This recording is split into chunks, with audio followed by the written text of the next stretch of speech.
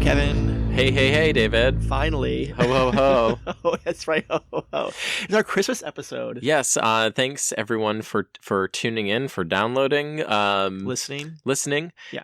Sorry we've been away for so long, but it is the holidays. I've been traveling a lot, too. Yes, traveling, wrapping up stuff for work. Today's actually my last day of work for the year. What? Oh, my God. Spoiled brat. Yep. But, I'm getting in the midst of the holiday season. We've got everything going. I know. The holidays stress me out. I mean, when I was a kid, I loved Christmas. I was like, I couldn't sleep at night, just waiting for Santa to come. And now as an adult, I'm like, yeah, it's so stressful. But it actually was stressful for me as a kid, too. We'll talk about that in a little bit. Oh, but okay. Welcome to Terrifyingly Beautiful, the podcast about anxiety and stress and trying to be a normal person and faking it till you make it. Sound good? Yeah, that's perfect. Yeah. Yeah. Obviously, it's a comedy podcast, so we make fun of ourselves, which is, part of the catharsis. Is that word? Catharsis? Yeah. So, yeah. It's like a catheter, right? I can't even...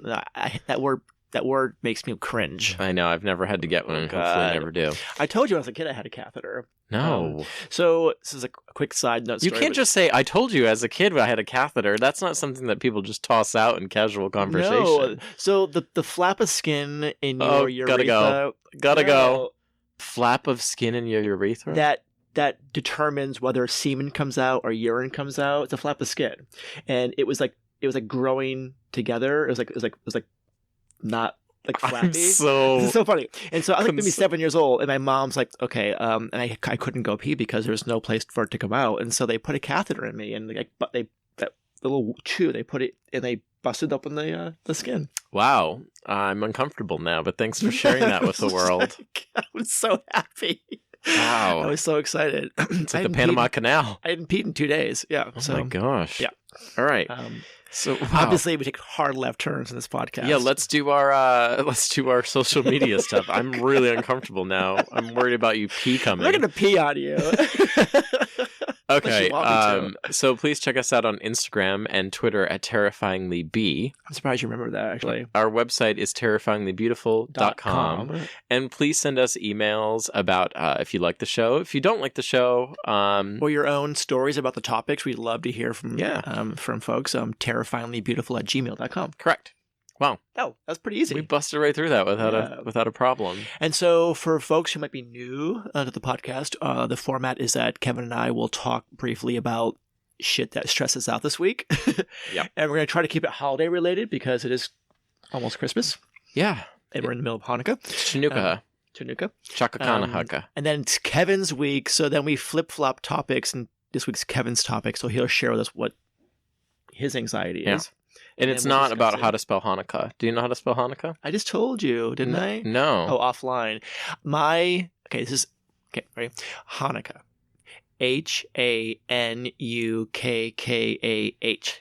Could you use it in a sentence, please? I am celebrating the 4th day of Hanukkah.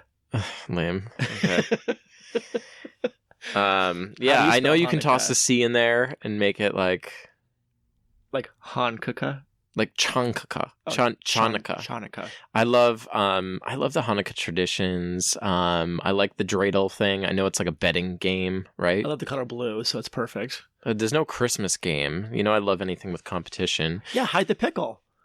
That is, if you played that with your uncle and your weird skin flap. No. You have a pickle ornament and you hide it in the Christmas tree. Everybody's got to find the pickle ornament. Oh, okay. Hide the pickle. Jeez, I'm just getting scared there. Is your uncle Kevin Spacey? What's happening? Yeah, Harvey Weinstein. Matt Lauer. Oh, David, we have to address this. Everybody be sexually harassing everybody. It's gross. Well, can I poke fun at it? Can I be funny about it or not? You should be funny about it. I mean, listen, it's not funny. I'd be dying for someone to show me their penis. Someone... What the fuck? Someone made a comment online. They were like, all these men just dropping their pants and whipping it out. It's like, has that ever worked for anybody? And I was like... Yeah, every gay bar I've ever been to. Yeah, exactly. It's, we're certainly not poking fun at the abuse that these women went through, but my goodness, the world is becoming a different place now, isn't it?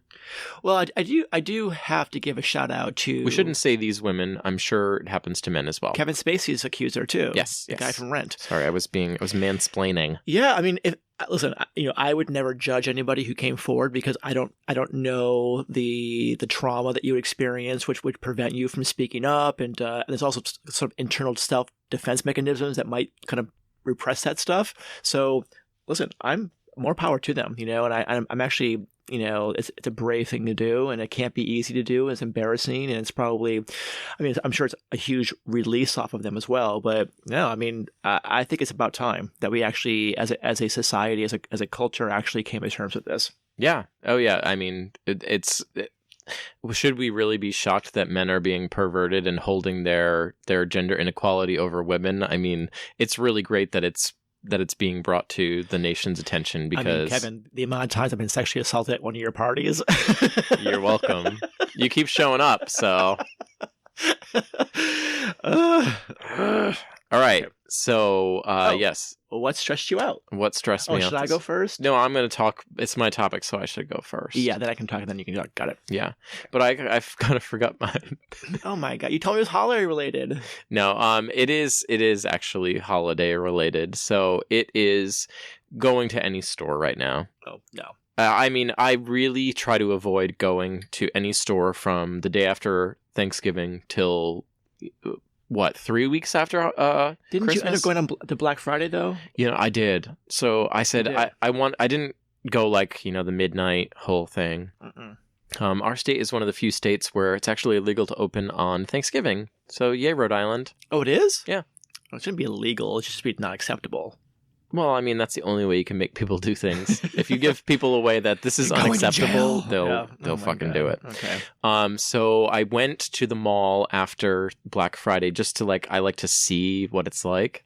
And I went to the mall and I was there about 15 minutes before I was almost full-blown panic attacky in the amount of people that were there. But I have to say the people that were there were mostly teenagers who were not buying things, just taking up space.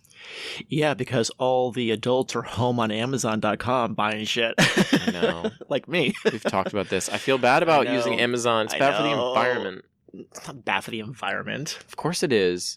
You're shipping things extra to the house and as well as all the extra cardboard. Oh, please.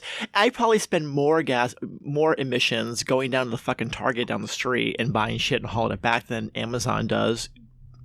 Well, thank God you got your emissions problems fixed with your skin flap. God, exactly. Very clever. I know, right? What about you? Well, it's also Christmas related. So, my big topic is also Christmas related. I dread. If I've talked about this before, I apologize, but it's still very urgent and relevant. I dread putting the Christmas tree up every year and the decorations. It's a variety of reasons. Do you have a fake tree or a real tree? Because they both come with their own levels of stress. Okay, Pete and I have had real trees for the history of our relationship, 22 years. Yep. Last year, we decided to get, 2 years ago, we decided to get an artificial tree. But why did you decide to? Because... Pine needles, in your bed, in your hair, behind the couch until July, August the following year. So I had a real tree, and one of my exes had a cat, and it kept knocking the tree down because it wanted to climb it because it's an animal. And the third time it happened, I literally took every ornament off, threw them in the corner of the room, and threw the tree outside and was like, fuck Never this. Again. And I went and bought a Martha Stewart tree. Oh, look at you. I'm not sure what brand we have. It's pre-lit, and it comes 3 seconds. The standard, stupid tree, right? But, so it's a funny story. So we were putting the tree together, and I was always in charge of the lights, which would almost put me into an early grave. Putting the lights on the Christmas vacation, Russ untangled these. Yeah. So I go, pre-lit, it's wonderful. So they weren't working. The lights they weren't turning on. And so I got the manual out, which is all in Chinese. We couldn't figure it out. And so long story short is I figured out that we were supposed to have a male and a female receptor. So the female goes into the male. It's shocking you got this wrong. You're right. And then, of course, lights come on. So we were missing a female receptor. So I go, well, there has been Amazon. So I go online and I type in cheap female receptors. Please tell me this is a joke. This is a true story. I'm going to throw up. I would advise you never to type in cheap female receptor into your browser. How do you unsee that? Because you don't. And had nothing to do with the Christmas tree. And so like, you know what? I'm not sure the artificial tree is for us, P, but I will not put that on Instagram. It's hilarious. No. P's like, oh my God. I go, that is not what I think we need for the tree. Although I could be wrong. Oh, God. Have you ever Googled images of people coughing? No. Why would I do that? If you just Google image search coughing, it looks like a bunch of people giving invisible blowjobs. It is hysterical. Well, you've seen that with this. Is somebody like having an orgasm or somebody like excited? Yeah. You know, like, oh my God, it's hilarious. Oh my God. Yeah. Yeah. So that's kind of like, so anyways, so we have a tree that's still in a box. It's now December 15th, 14th. Around that time of the recording, yep. Yep. And it's still in a box. And our neighbor had this small. Wait, so you don't have tree. it up? I just told you our neighbors George and P had a tree that they didn't use anymore. It was already fully decorated and pre-lit in the basement, and I just kind of carried it across the street. It's in our mudroom right now, just sitting there, lit. But yeah. See, ours is not pre-lit, and we have the you have to put the brown branches on. The little tips are colored, and then you have to put the pink branches on, and then the red ones, the color code stuff. Yeah, but we don't have the diagram because the tree is like 7 years old. So I had to make one last year. It's going in the garbage after this year, basically. We'll take it. No, it's a tetanus shot waiting to happen. Yeah. Oh God, no. So I do like decorating a tree. There's a lot of nostalgia with that. Like looking back at the ornaments you've collected over the years. You're shaking your head. No, we don't collect ornaments. No, we go buy new ones every year. What? I always just throw them out. I don't want to store shit. I'm sorry, Mr. Moneybags. That's Moneybags. The job lot or the dollar stores. They're $1. Speaking of tetanus shots. Yeah. Okay. Yeah. So that's my stressed out thing for the week, and I'm not sure the tree will ever get up this year. We'll have to see. But do you watch any holiday movies or have any holiday traditions that you like to do? I love to go to the casino on Christmas Eve day. Seriously? I do. Christmas Eve day? Not the Eve day. Like in the morning, brunch time on the 24th of December. I love it. Oh, Christmas Eve day. Yeah. All right. Maybe we'll join you. Yeah, I love it. Because there's nothing to do till the evening. That's true. And you're stressed out about what the fuck's going to happen. And just go and have a couple hours of fun. Yeah. All right. Well, this segues and perfectly. You can't lose much money because you already spent it all on gifts. So it's perfect. Thank you. Thank you for that wonderful segue, David. And I would like to talk about... Whoa! So here is my big anxiety for our Christmas special. Going and this broke at Christmas time? No, it's not actually even that. And I want to talk about it in two ways, but one of them is more stressful than the other to me. And my big topic this year is... drum roll. Insert commercial here. Is receiving gifts. I have a very difficult time receiving gifts. And I also want to talk about giving gifts and how that can be a cause of anxiety as well. But for me, it's more a difficult... I have a more difficult time receiving than giving. Insert jokes. Go for it. I see you. I had a million different ways to take that, but okay. I see you smirking. I'm a natural receiver, so I have no problem receiving gifts, but okay. No, I do get I don't really know how to act when someone gives me a gift. And it goes either way. You say thank you. Well, of course you say thank you. But it's always you want to make sure that you're grateful enough to what is being given. Also, you don't want to feign that's the likeness of it. I have no poker face at all. So it's oh, wow, I love these ghost salt and pepper shakers. That's so thoughtful of you. I don't ever cook in the house, but wow, okay, thank you. I bought you a ghost pepper shaker. Fuck you. But no, this is what I'd like to talk about. So it really is a cause of struggle for me. It's about I want to should we talk about giving or receiving first? Well, I'm more proficient on the receiving end of it, but yeah, we'll get about both. Yeah. All right, so let's talk about giving gifts and the issue with that. So my thing with giving gifts is I want to make sure that it's thoughtful enough, and it's not I hate giving gift cards. Individualized. Yeah, because I feel like a gift should be a special thing, right? It should not be just a chore. Well, first of all, anybody who took a moment out of their day to purchase something or create something to give you as a gift should be acknowledged in a very positive way, even if it is something that you thought was somewhat not individualized. So a gift card, because keep in mind, giving gifts can be stressful as well. This is what we're talking about, giving gifts. So it's like, what if the person you're giving it to doesn't like it? Like that's a thing, right? That happens all the time. Yeah, exactly. Or what if the person thinks that it's cheap? That's another thing where it's like, you don't know the level of, and I think this goes in correlation with receiving. So it's like, well, in my mind, it's like, I want to spend $50 on this person, right? Because that's my budget. But my overactive brain is like, well, what if they're planning on spending $100 on me? Do I look cheap? You can't do that, though. You can't do that because you don't have this problem because you don't know. I mean, you give what you can, right? And so that person who spent $100 on you might only have 3 or 4 people they're buying gifts for, and you might have 30 people you're buying gifts for, right? So, like, think of it that way, right? So, so it's all relative, and the value of the gift, I think, should not even be considered. It is the thought behind the gift, and it's the time the person took to. I agree, but I don't think that. In my head, I don't think a lot of people think that way, right? It's like, well, geez, I spent this on you. Why did you spend this much on me? Am I being facetious? Well, here's an example. My mother for years bought Pete and I like wine bottle stoppers.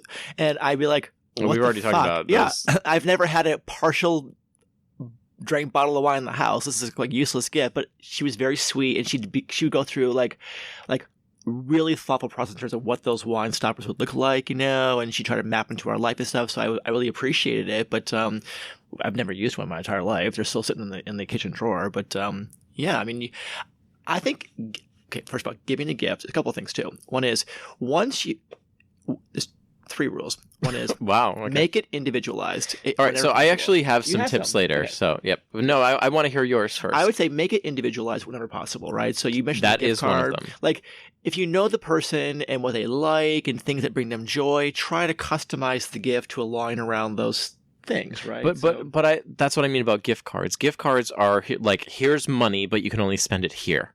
And I feel like that's almost a little offensive. Well, what if I spend half my day at Sephora? Wouldn't it make sense to buy me a Sephora gift card? Yeah, I guess, but it just, I feel like that's such a... And the gift card, but see, you mentioned like, what if the person doesn't like the gift or doesn't think it's cheap? If you buy the gift card, you're empowering the person who's receiving the gift to get what they really want. So you're avoiding the situation where you buy something that's useless to the person or doesn't really align around their values, right? So the gift card can be used in a thoughtful way. But if you give somebody a general but it's also this is how much money I've spent on you. Somebody gave me a gift card for Christmas to Olive Garden. I can't even drive by an Olive Garden. But listen, diarrhea. Like I can't. So it's like why would you buy me this fucking gift card? You're proving my point, though. You're proving my point. Someone gave you something which drained their finances, and we don't know what their financial situation is, and.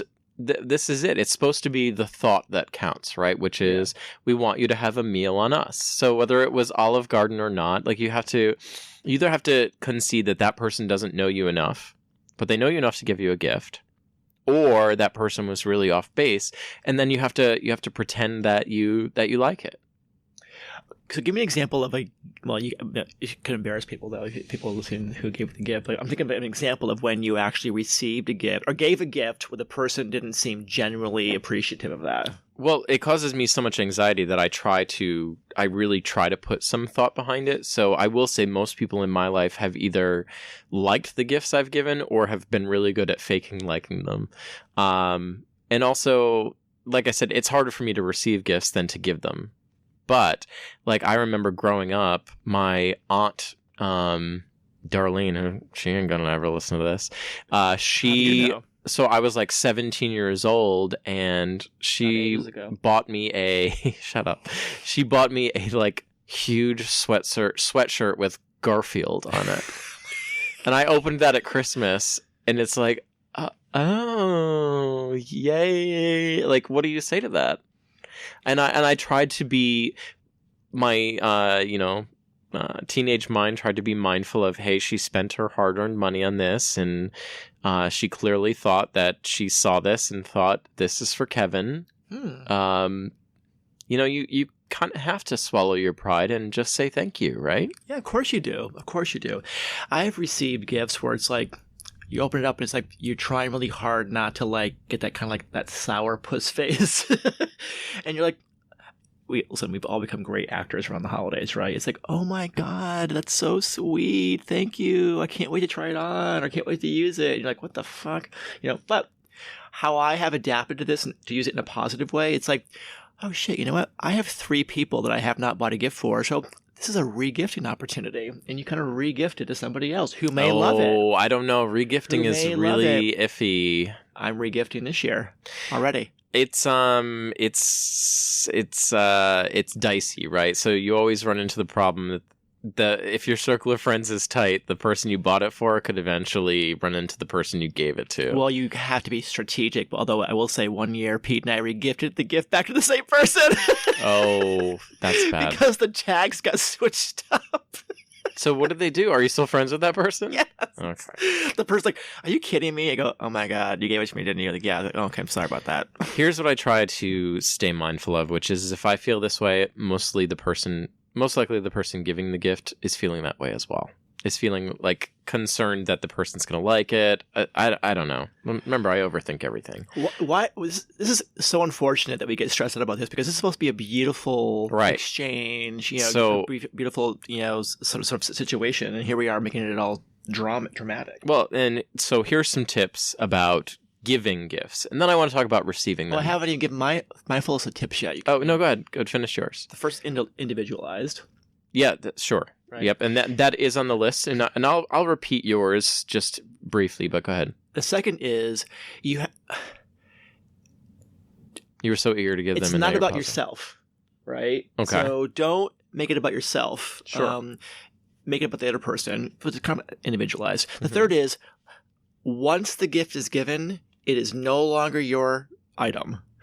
They can do whatever they want to do with it, and if they want to regift it, if they want to sell it on eBay or Craigslist, you let it go. You have given them a gift, and your ownership is broken.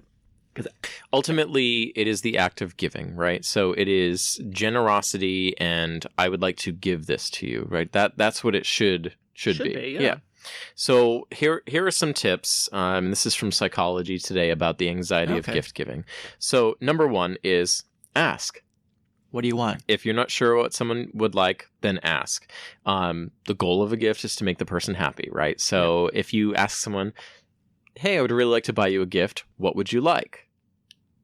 That's the best way to take the anxiety out of it. If they were like, but my problem with that is, what if you say, oh, what would you like for Christmas? And they said, I would really like a PlayStation 4. And you were like, oh, I was planning on like $30.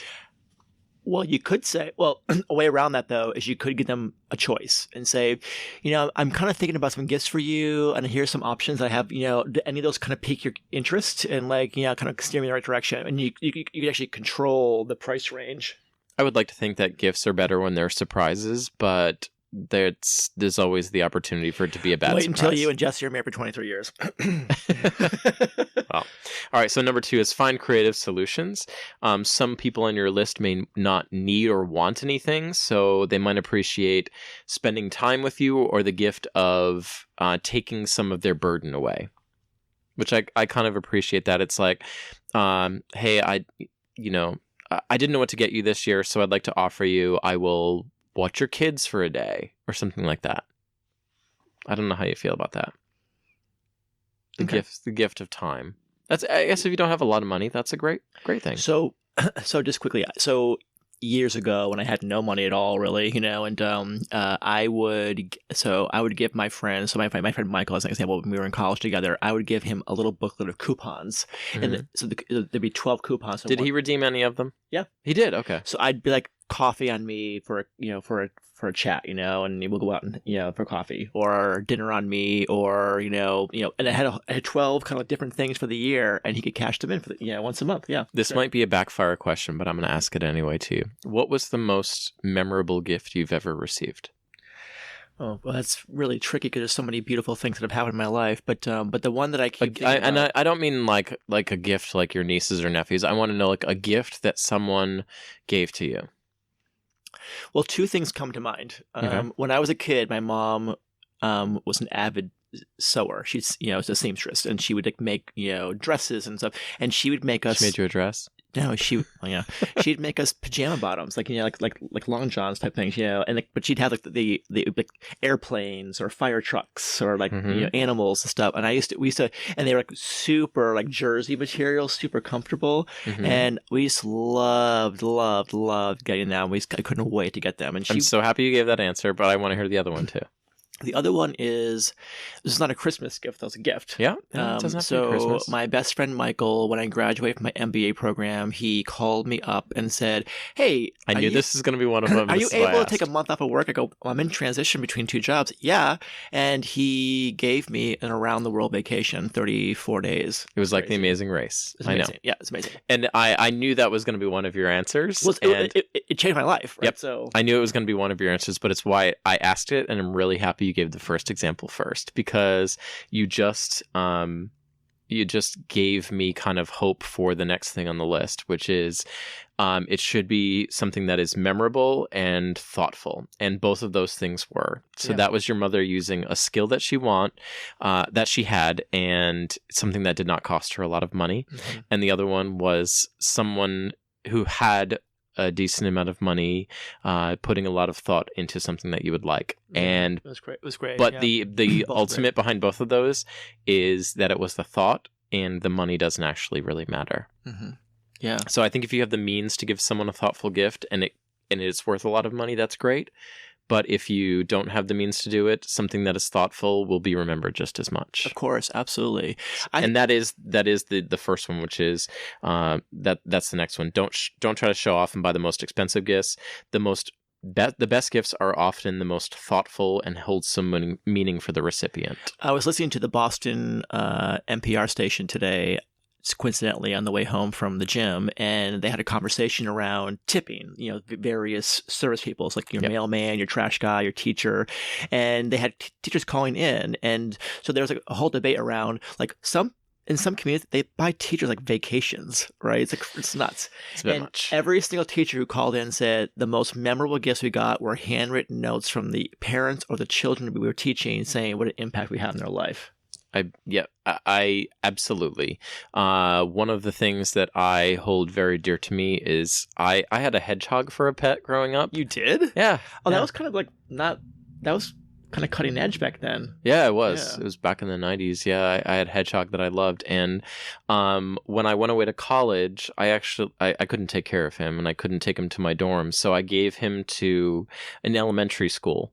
And those kids wrote me all these letters and stories of the things that they did with the hedgehog.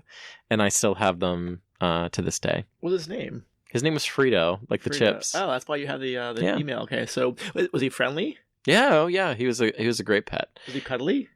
He's a hedgehog, so no. I mean, he was nice to me, but if anybody else went near him, he rolled into a ball and was really prickly. But okay, got it. Okay. Yeah, it was really sad to get rid of him. But the gift that those kids gave back to me of all their like adventures and stories that they wrote with Frito, and they kept his name.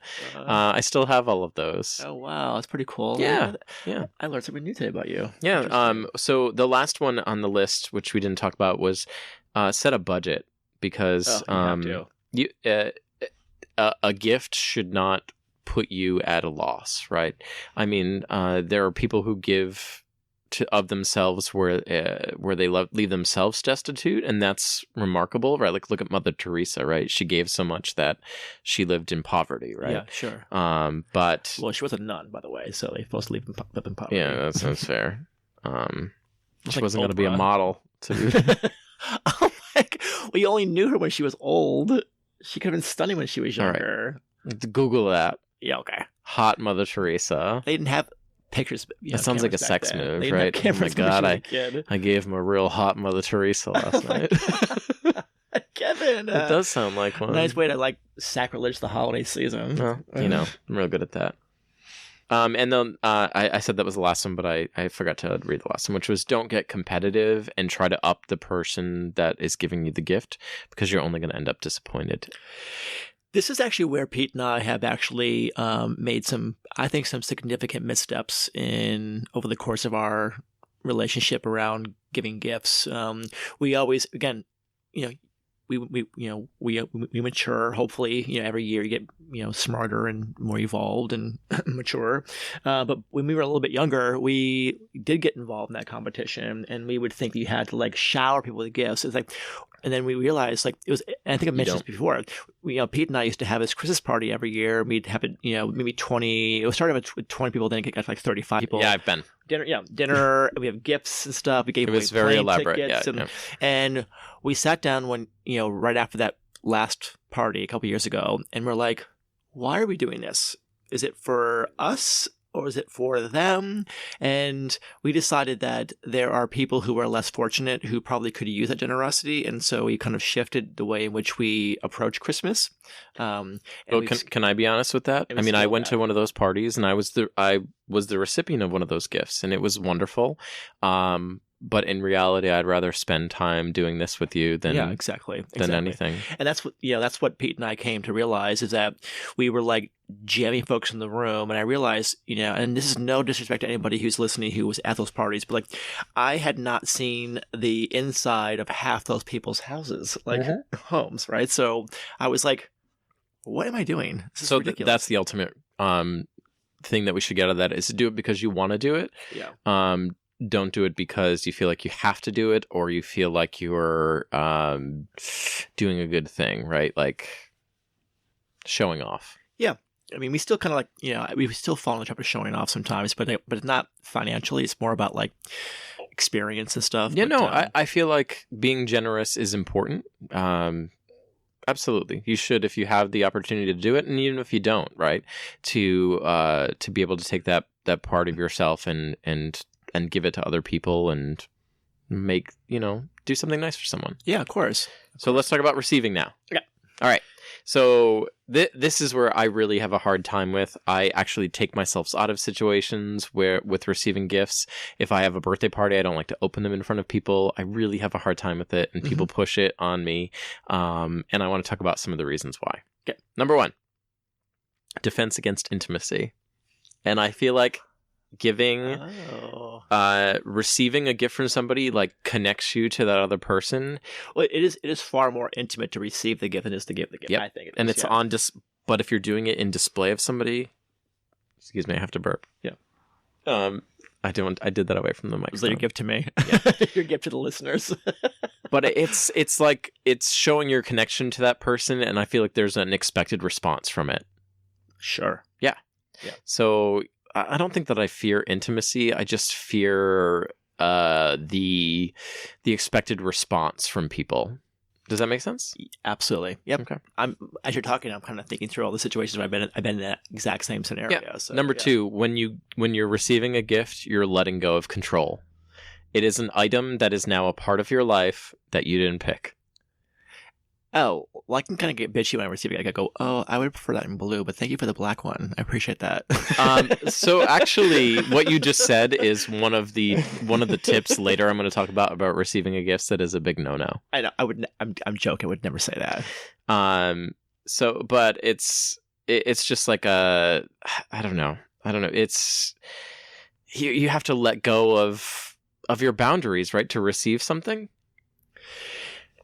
If somebody's offering you something, again, they went to the trouble of purchasing it, making it, creating it, whatever, and they're giving it to you, I think you have an obligation to receive it and acknowledge and thank them for that. But you're not, by receiving it and thanking them for it, you are not implying that there's any kind of emotional connection you're guaranteeing them, right? So it'd be awkward for me to receive a gift from a somewhat not a close friend who may perceive me as closer than I perceive myself. Yep. It's like, so that curtails exactly into the next one, which awkward, is the fear of strings being attached to the gift. Yes, of course, right? So they actually, psychologists believe that it actually goes back to growing up, which is like if you're a child who received accolades from your parent for doing good deeds, or doing like good things in sports, that it might be conceived as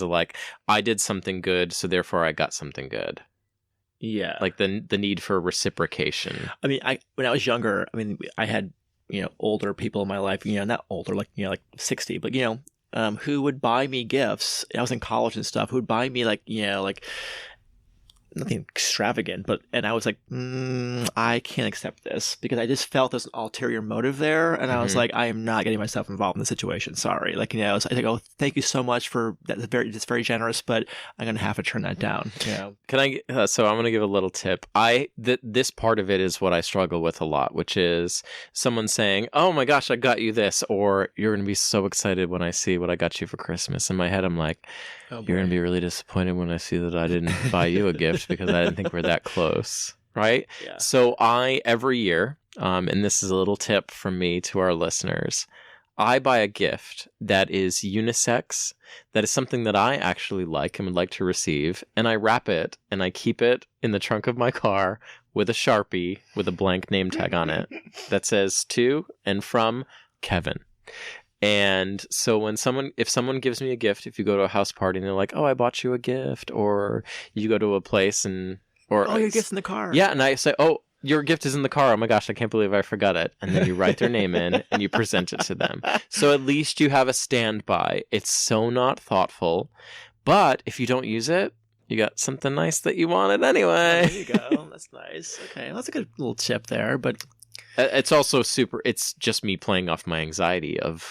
But you're falling into the trap that when you give a gift, there should be no anticipation of receiving something back in return. All right, really, so there you go. That's this is 2 down on my list, but a self-imposed pressure to reciprocate. Yeah, you shouldn't have to. Yeah, so we may suspect motives from people. It's like, well, what do they expect from me? Or do they expect this back in return? What you need to realize is that this is a person wanting to do something for you, and if it's genuine, they don't need reciprocation. Yes, giving a gift should be altruistic, right? There should be no anticipation of some return gesture, and if there is, that person that giving is so unauthentic. Correct. There was a bad situation, right? So yeah, correct. Yep. I feel like we've overcome that in our friendship. Well, I don't give you gifts anymore. That's not true. That's not true. But I don't feel that way with you. No. I don't feel that way with any of our close friends. It's like, you want to do something nice for them, but if it doesn't come up at that opportune time, you'll find a way to reciprocate it at some point. I think what works for us, though, is we buy experiences. We give experiences, right? Yeah. So, which is really what is more important to me now than sort of tangible things. Yeah. Yeah.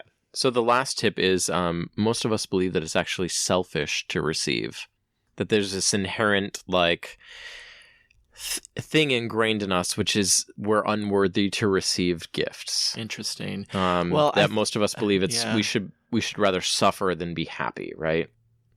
Well, I understand that a little bit. I think it's all about the intention, right? The motivation. So if you expect to receive something, then I think it is selfish.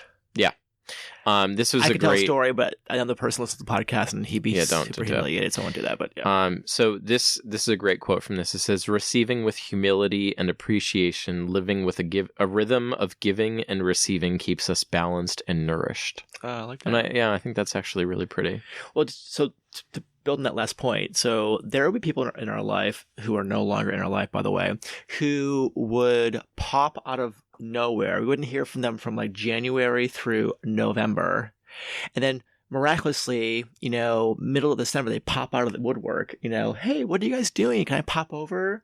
And there was almost they would never say it, but you knew there was some kind of a expectation that we would actually run out and buy them a gift, right? Yeah. And it's like, are you fucking kidding me? What? No. That's shitty. That's really shitty. Have you enhanced my life? Are you enriching my life? Have I learned something from you? Can I rely on you as a support network? Those are the people you should be buying gifts for, right? So, are you authentically in need?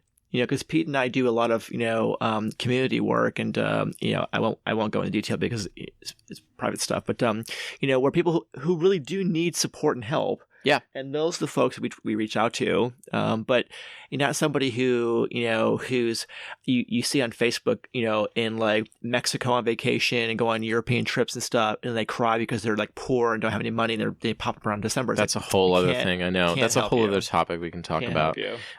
So I want to wrap it up with unwanted gifts. What do you do when you get something that you don't like? And you said like, oh, I really wish I had this in blue, right? You don't do that. I can go through a whole list right now. Number 1, simply smile. What? Simply smile. What is that? It says, simply smile and say, I'm so glad you were thinking of me, and it means so much to me that you took the time and the effort to pick this out, and it's wonderful. This is a reaction to the wanted gift? But if you said that to somebody, thank you so much, I think they would be like, okay, faker. I thought you were asking for, like, what are some of the unwanted gifts we received? Oh, no. We'll have to get there. We'll close on that. So what to give if someone gives you a gift and you don't have a gift to give in return? What to say? A hug? A blowjob? I don't know. I mean, that's generous, but etiquette people, what is that called? Experts say, so you respond with, it's really wonderful. You're such a generous person. I didn't expect this, and thank you. Resist. I've had too many vodkas. Yeah. Resist the urge to go out and make it even, Steven. That's not what gift giving is about. Well, it also seems so strange. So if somebody comes over your house on a Saturday before Christmas and gives you a gift, and you're like, oh my God, thank you so much. And then you run over their house on Tuesday with a gift. It's like, obviously you ran out because there's a reaction. It's very awkward. Yep. If you really don't like it, they said if it's the wrong size, it doesn't fit, or it's the wrong color, David. I was just joking. I would never say that. Don't say, where did you get this, so I can return it. Well, they should give you a different receipt. Say, I think it's pretty. I think that's rude to say. You thank them for what they did and you appreciate it. If you're going to take my niece would love that. If you're going to take it back, don't mention it and don't make them feel inadequate. Right. Of course not. So the worst thing you can do if someone is being generous is to slap them in the face for it. Yeah, of course. Yeah. Yeah. Be a decent human, right? Yeah, I have a quote I want to end with, but I'll let you give your final thoughts. Well, I kind of wanted to go through a list of things you've gotten that are sort of unwanted or unneeded gifts, right? So I don't drink coffee. That I've given you? No, just in general. I don't drink coffee, and somebody got me a coffee maker for Christmas. Didn't we just say you're not supposed to do this to tell people about the things you didn't want? You're just supposed to... They don't listen to this. Oh my God, please. I bought you a coffee maker for Christmas. Of course you did. I have IBS. What the fuck? I also bought you diapers for Christmas. Yeah, that's a perfect gift. It's a perfect gift with the coffee machine. Jesus. But you have closing thoughts, you said? I do. This really does. I'm not great at receiving gifts. I get really uncomfortable. I'm actually I'm itching my shoulders and getting hives thinking about it. It's a hard thing for me. Yeah, I recently asked you about an event that's coming up that I asked you what you wanted for a gift, and you were like, you shut me down. I was like, okay. Yeah, because I don't want to. When people ask you what do you want, I don't like to give an answer because I don't want to say anything that's either A, out of their expected price range, or B, something that they never considered, and I don't like to make people think that I have something in my ammunition to be like, I want this, give this to me. Yeah, so I will say, I joked earlier about, wait until you and Jesse are married for 23 years about, so Pete and I handle it this way. So we put a budget together. I go, you know what? Let's not go crazy. So X amount of dollars we'll spend on each other, and I just say I will buy them on Amazon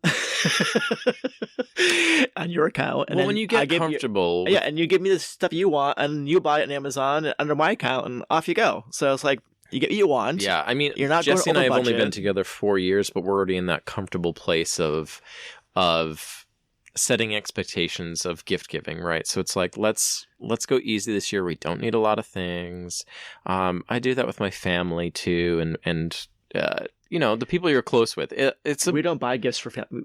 Our family does not buy gifts for each other. We buy my mom something, obviously, but the siblings, because we're not always in the same place at the same time. We don't always get together for Christmas, right? So yeah. I mean, if I was closer to them in terms of the geography, and I was over there. Now that we have 2 cars, though, I probably could be over there more often on the holidays. We had one car was very challenging, but that may change. But well, ultimately, gift giving should be something from the heart, right? It should not be something that causes anxiety or stress. It should be, I wanted to do this for you, and I did this for you. Yeah. I bought you a horse.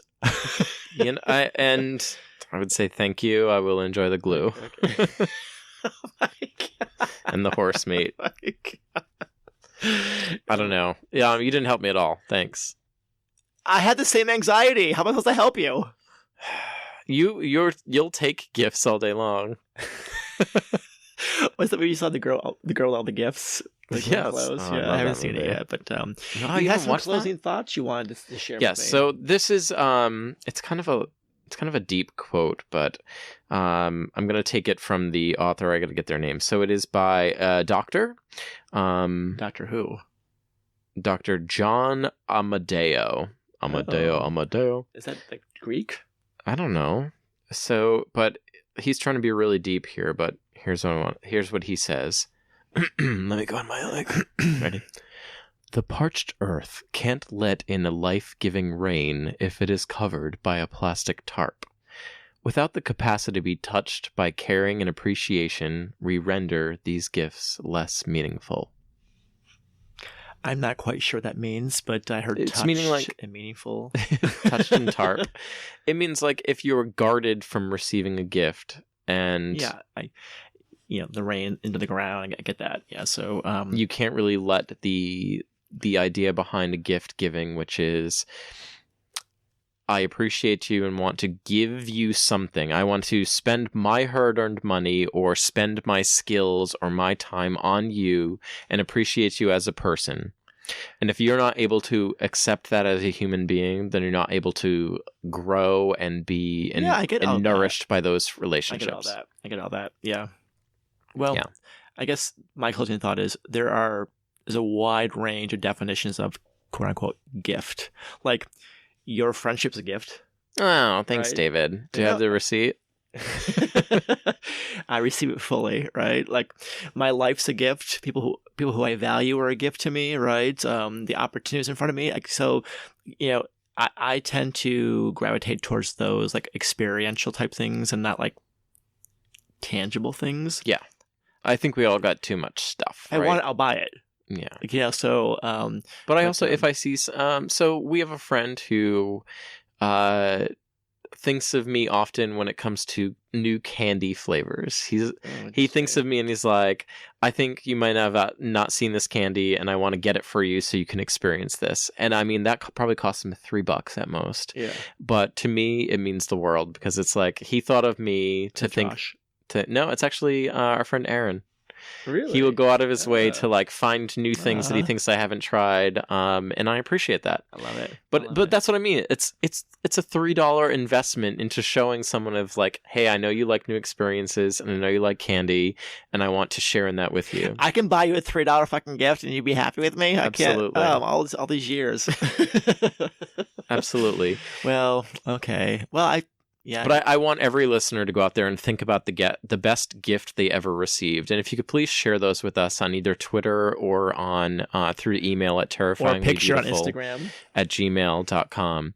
I bet the common theme we'll find in all of them is that they are thoughtful, and regardless of the price, whether it is a pair of hand-sewn pajama pants or whether or not it is a trip around the world for someone who knows that they love to experience new places, or if it's a bag of candy you've never tasted, that those are the things that people will remember. Yeah. Or a kidney. Fuck you. I might need one soon. You're going to need a liver. We'll be posting our blood types online. Yeah, exactly. If anyone could just like go have a chunk taken out of their liver to pass them on. You can do a chunk of your liver? I think you have to do the whole liver, like if you die, so... But somebody who's living can give a chunk of your liver to you. No, I don't think you can do that. Yeah, I think you can. Yeah? Yeah, I think you can. We need to look into sure this. how this works, but just for like a longevity reason, we need to look into this. Yeah. Okay. This is episode 29. If you would like to hear episode 56, we're really going to need those livers. Help me, people. Come on. But right. Merry Christmas. Merry Christmas. Happy Hanukkah. Happy Kwanzaa. Yeah, I feel like Kwanzaa is not really a thing, but if you... It was invented. Okay. It really was. So was Christmas and Hanukkah. That's very true. Happy whatever you celebrate. Yeah. Shout out to all the atheists. Yeah, exactly. Who still celebrate Christmas because stockings are fun. Yeah. Listen, this is our last episode before the new year. Yeah. Oh, that's right. Expectations. Yeah. So we will not be recording before the new year. So like, savor this, listen to it 4 or 5 times, share it on social media. I hope you think of Terrifyingly Beautiful as a gift because we love giving it to all of you. It is our time. We do it for free. And I hope that you all are okay with receiving us weekly. Oh. Gross. All right. It's 50 fucking minutes here. Well, I'm sorry. It's our last episode of the year. We'll see you all in 2018. We have lots more things to be anxious about. We're really excited to continue this and excited to tell more of your stories and ours. And David, say something profound to end the year. Wait, we have our slogan. No, say something profound before that. Go. Oh my God. I like to put you on the spot. Why you put that on my spot? Say something profound. I love everybody. I do. And I mean it in the most authentic way. I love everybody. You try to love everybody, Harvey Weinstein. Handsy David. When you try to love somebody, keep your hands, close to your waist. Yeah. And don't whip it out. Kevin, oh my God. When's that ever happened? Like recently? Well, listen, everyone. Life is beautiful. No, no, I did it on purpose. Listen, as you go through these holiday seasons and time with family can be stressful. Yeah. The holidays can be stressful. Yes. But remember, life is crazy. But you don't have to be. We love you. I love you. All right, bye. Chanuka, ho, ho, ho. Kevin, I'm telling you, the most unuseful gift you've received, the coffee machine for me, what the fuck? I know. It's like getting a bra. I mean, you have been going to CrossFit a lot lately. Oh my God. Got man boobs. Need those man pectorals. Crush your heart. Yeah, jugs.